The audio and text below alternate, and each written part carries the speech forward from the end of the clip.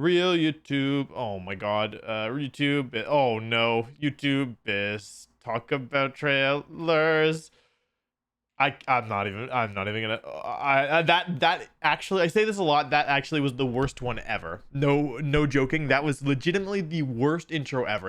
I'm gonna blame the vertical mouse, but part of that is definitely a skill issue. Anyway, how's it going, everybody? So no reaction to the trailer today because I don't know. I watched it without recording, and then I was like, well, it's a little disingenuous to react to it even though I've already seen it. So instead, what we're going to be talking about is I wanted to take a second and just talk about the returning Pokemon that were shown off in the trailers, which is I think the biggest kind of reveal from today. I don't think there's anything especially meaningful that they showed beyond that, with the exception of the new ability that these three Pokemon have: Monkey Dory, Okidoki, and Pheasantipity, which is I think an upgraded version of, I believe, Poison Point, but we'll talk about that in a little bit.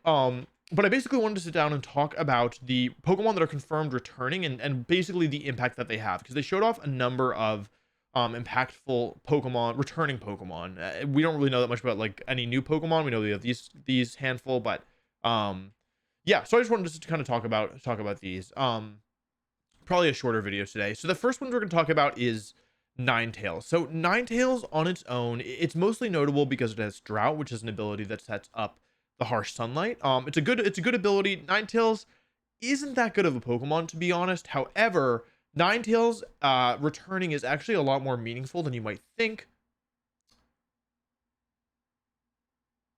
because not base Ninetales, but Alolan Ninetales. So Alolan Ninetales saw some play in 2017 when the power level was a little bit lower, well, like lower than it is nowadays. However, the big thing that makes Alolan Ninetales interesting is the change to hail to snow. So back in the day, hail, not a very good weather condition, but we've seen snow be a lot better. And right now, if you want to use snow, you have to use a Boma Snow. Alolan Ninetales is a lot better than a Boma Snow, in my opinion. Fairy Ice, much better typing than Grass Ice. More importantly, though, it's much faster. And so being, I think, 108 base speed, if I'm not much mistaken, is very, very, very fast.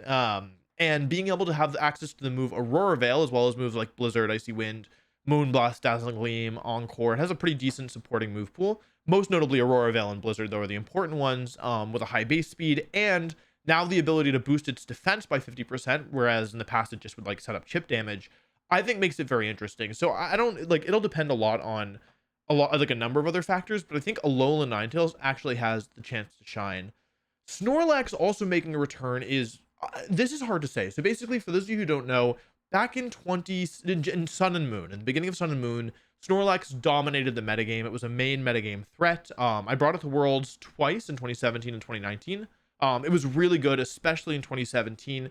This was in large part because they buffed the 50% berries, Figgy, Iapapa, Wiki, Agua, Mago, and basically made it so that they restored 50% of a target's HP when they dropped to the red HP, 25% or below. And Snorlax's ability Gluttony allowed it to eat those berries at 50%. So basically, they were called super citrus berries, like kind of colloquially. Yeah, they were really good, especially on Snorlax. So Snorlax could 100% HP, use Belly Drum, drop to 50%, eat one of these berries, go back to 100% HP, and now have +6 attack, in addition to the access to the move Recycle, which would then basically work kind of like Recover, but stored. So it was really, really powerful. Now, in Generation 8 with Sword and Shield, Snorlax, it fell off a lot, but that was in large part because of Dynamax, and because they nerfed those 50% berries to only heal a third of the user's HP. And so Snorlax went from kind of being, I would say, one of the kings of Generation 7, a standout Pokemon at the very least, to basically not really being relevant at all in Sword and Shield. But that was, again, partially because they nerfed the berries, but also partially because of Dynamax. And now you're talking about a Snorlax who can, in theory, change its typing, which I don't know. Like, I mean, normal is a pretty decent typing. It doesn't have any, like, it only has one weakness, but it also doesn't have resistances. So using it to get more damage output, like you could run Belly Drum, Terra Ground, Earthquake, and then do tons of damage, or Curse, and that or resistances, like turning into maybe not a steel type, but something with the resistances for whatever like is relevant in the meta, I think could be really interesting. So I don't think Snorlax will be Generation 7 levels of powerful, but I do think it will be a player. Furret, not super notable. Furret's stats are not very good. The main thing that you want to know about Furret is that it gets Follow Me. Not really worth talking about in my opinion. Noctowl, not a very good competitive Pokemon, though I do like it a lot. This mostly is relevant for me because it means I can do Superb Owl Sunday streams again, which is always a treat. Ambipom, probably not super good. I like Ambipom. It's an access to Technician and has Fake Out. But it's really frail and its stats don't really justify using it. Probably not super relevant. Yanmega, I don't think Yanmega has the stats to really be a big player in the metagame. Personally, yeah. Gliscor, really good in single battles, not so good in double battles. That didn't stop me from bringing it to Worlds in 2013. Don't ask. It wasn't good. But yeah, basically Gliscor, you'd almost always just prefer to use Landorus. Mighty N is bad. Shiftry is bad. Chronon, I know the single battlers love this thing. It's not very good. At all. Too frail. It can do big damage to Cresselia until it terrestrializes to Fairy and probably one-shot you with Moonblast, even though it's not very strong. Chimecho, one of my favorite Pokemon, not very good, but there are more Pokemon here. Milotic is a big one. Milotic is I had a real Milotic phase back in Generation 6. I was a big Milotic fan. I also won a region. I've won at least one regional with Milotic, maybe just one in 2018. The most interesting about Milotic, by the way, is that it was shown using Scald, which is very, very, very interesting. Because Scald was basically removed from all Pokemon in the game except for Volcanion. Sorry, it wasn't confirmed that it was Scald. It was shown using a move that looked very much like Scald looked back in Generation 8. We're Generation 9 now? Yeah, Generation 8. So Milotic using Scald could have big implications. Basically, the idea is that they are most likely going to introduce tutor moves back in this DLC. And so if Milotic is using Scald, there's a good chance that like Scald is a tutor move. And so a lot of Pokemon that have been forced to use Hydro Pump or just haven't had a good special attack or special water type attack could now have access to the really good one again. So that's the theory. Milotic is also a good Pokemon on its own, has access to competitive, which prevents you from lowering its stats. Could be relevant against like if Tornadus, like we mentioned at some point in the past, like its signature move can lower speed. Icy Wind is probably going to pick up. With Cresselia coming back, and of course the return of Landorus Therian means that yeah, you can probably know what it means. So Milotic definitely could be a niche pick if nothing else. And then Vikavolt and Charjabug. I'm going to mention Charjabug separately because its ability battery is actually pretty strong. These Pokemon aren't great, but they are funny. They could definitely wait. Is Vikavolt not in the game? I would have bet my life that Vikavolt was in the game. Okay, well, it's not. Anyway, not a great Pokemon. Is it really not in the game? Hang on. I would have bet anything that this Pokemon was in the game. It's not in the game. Okay, I'm dumb. Anyway, that's the end of the first DLC Pokemon that have been revealed thus far. There's obviously going to be more. But the second DLC also showed off new Pokemon as well. So for this one, Dugong. Now, most people probably expect me to say that like Dugong is really bad and just write it off. It actually did see some play in a niche, actually Perish Trap team back in 2015. I want to say maybe it might have been a different year. It might have been I think it was 2015. It could have been 2018 though. Anyway, it gets access to both Fake Out and Perish Song, which makes it appealing. I don't think it will be very good here because we actually have good Perish Song users now, like Fluttermane and Screamtail, and even back then it was very niche, but not a terrible Pokemon. It has Stick Fat, has Fake Out, has Perish Song, has some other stuff. Not very good though. Executor. This one I'm excited for. So Executor, for those of you who don't know, I got second at the World Championships with Executor all the way back in 2012, over a decade ago now. Damn. I love Executor, one of my favorite Pokemon, and normally Executor is like my general rule, like the only time Executor was ever good was before Landorus Therian existed, because it would U-turn and just like one hit KO Executor. With Terrestrialization though, I'm daring to hope. I dare to believe that maybe Executor could have a place to do something. I'll definitely test it. Alolan Executor, in my opinion, is worse, but yeah, I don't know. We'll see. Milotic's here too, huh? Flygon, not very good. Like even it's worse than Garchomp, so really not worth mentioning. Metagross though could be interesting. Like Metagross was really good back in Generation 5 when I first started. It didn't do that. Is that true actually? It was good in 2018 with Mega Metagross. I don't think it was super good in 2015. It was on like some teams.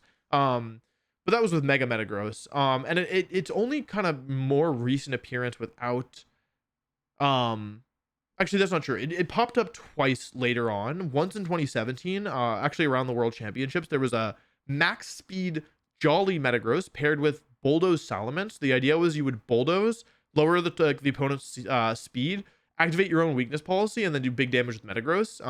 That popped up right before Worlds. And then in 20... my years are messed up, but it saw some play during the Dynamax era because you could basically do the same thing. You could use Brutal Swing or Bulldoze or something, and Dynamax your Metagross, getting a ton of power and like doubling your HP, and using moves like Max Quake and Max Steel Spike to raise your special defense and defense respectively. Now without Mega Evolution, without Dynamax, I don't know how good Metagross is gonna be.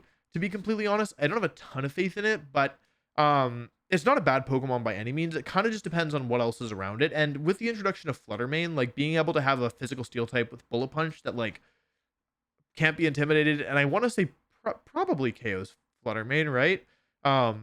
It's probably worth considering, but again, so much of how good a Pokemon is depends on what else is legal. So since we don't even know what rule sets these Pokemon will be legal in, you can only say so much. But Metagross has some stuff going for it. It has good stats. It has a good move pool. Yeah, not bad at all. Zebstrika, I like Zebstrika personally, but it's not very good. It's probably not going to see any play. Whimsicott is a huge one. The return of Whimsicott is really big. We've been forced to use Murkrow and Talonflame as our Tailwind setters. Now, Talonflame, it's been better this year than I would have expected going into the year, but it's nothing compared to Whimsicott or Tornadus. So Whimsicott's return is a big deal. It means that like there will be at least two really good Tailwind setters with priority. And yeah, it will enable a lot of really really powerful composition. So Whimsicott's one of the biggest Pokemon to be returning, if not the biggest, honestly. Yeah, I think Whimsicott actually might be the number one impact of anything that's returning, just because of how powerful it is. So yeah, Whimsicott's super good Pokemon. Cinccino, I like Cinccino, but I don't know why you'd ever use it over Mousehold at this point, so I'm not going to say anything about it. Reuniclus, one of my favorite Pokemon. This was like one of my main... When I first started playing, Reuniclus was on my team all year. I love Reuniclus. I think it's like... it's probably not going to be meta. I mean, it's definitely a Pokemon worth considering because it's an offensive Trick Room setter that still maintains decent bulk, so it's not bad by any means. That being said, it's also not like it's hard to justify a Trick Room setter that's not Cresselia when Cresselia is legal. It's not impossible. It's been done a couple times before, but typically you're going to prefer Cresselia to set Trick Room. So, but Reuniclus is still a good Pokemon and could get some play. Golurk, probably not worth noting anything about. It doesn't hit hard enough, unfortunately, despite having no guard. Meowstic, I don't know how good Meowstic will be. Normally, Meowstic male is the one that's really relevant. The male one has Prankster, which allows it to do stuff like Prankster, Reflect and Light Screen, as well as Prankster Yawn. But most of the time, if you want a Prankster Pokemon to set up screens, you're going to prefer Grimmsnarl, and then your second choice is probably going to be Klefki, to be honest. So, yeah, Meowstic probably not going to be super relevant. And then last but not least, Alchemy. So Alchemy is a Pokemon that has an incredibly broken attack called Decorate, which sharply gives 2 stages of attack and special attack to its target, so you can use it on your partner to double its attack or special attack. Now, Alchemy saw a little bit of play towards the end of Sword and Shield, but it just never really found a home, and I don't know exactly why that was, but I suspect that it was partially due to the nature of Dynamax. Just Pokemon were so powerful and did so much damage that it was like, because you could Dynamax your Pokemon at any point, it was hard to justify Alchemy because it could easily get blown up, well, in part because, you know, Max Steel Spike was so powerful, and it was also slow. Like, it didn't, like, because Alchemy's, like, base speed is really low, you weren't often using it to, like, actually boost a Pokemon before it attacked, unless you were doing it with, like, Trick Room, which is the main play that it saw with, like, Palkia and stuff. But the pace of the games is just really fast and really offensive, and so taking a turn to double your partner's attack or special attack and having Alchemy kind of be vulnerable, not really contributing that much, it wasn't that good. Now, I think that Alchemy is a Pokemon that could really stand out in Generation 9, because without Dynamax, number 1, it'll be harder to remove it before it gets Decorates off, which is a very big deal. But number 2, it also will be able to exert a little bit more pressure because, you know, like when one of your opponents is Dynamaxing and a lot of them carry Max Quake to raise their special defense, like Alchemy just was like really sitting there, and if it wasn't decorating, it wasn't doing anything. However, now with Dynamax gone, it can actually probably chip things down. Maybe, you know, do 20% here, 25% there. Like that damage will add up over time, especially if you're doubling your partner's offenses. So I think that like, just, you know, without really knowing anything, I would say that Alchemy has a lot of potential going into kind of this next phase of Scarlet and Violet. So yeah, that's all the new Pokemon. Like I said, it was listed on Cerebi. Let me see if I can find it. These three Pokemon, Okidogi, Munkidori, and Pheasantipity, have the new ability Toxic Chain, which may cause the opponent to be badly poisoned when the user hits them with a move. So I need more details about this. The effect rate is pretty big. Is it 10%? Is it 30%? Is it 50%? You know, this is basically, it sounds like glorified poison point, but it might not require like physical contact. So it also might imply that these Pokemon are poison type, but I don't really want to do speculative stuff here beyond what I already do. Like you know what I mean? Like I don't want to speculate on typings or anything. That's not really my jam right now. Maybe they're poison type. That could be interesting. But yeah, I don't know. That's pretty much I think everything that I wanted to say about the new Pokemon. Let me know what you think. I'm really curious to hear y'all's impressions and like which Pokemon you think are going to be impactful. If there's anything you think I overvalued, undervalued, stuff like that. But yeah, thanks for watching. Just a quick little BonusWolfe video today. Like most of you aren't subscribed, which is okay. I mean, you don't have to subscribe, but just letting you know, because if you like are enjoying the videos and you want to get more, like it probably makes sense to subscribe. But like, yeah, I mean, dude, like, no worries, do what you want. Okay, thanks for watching. Bye bye.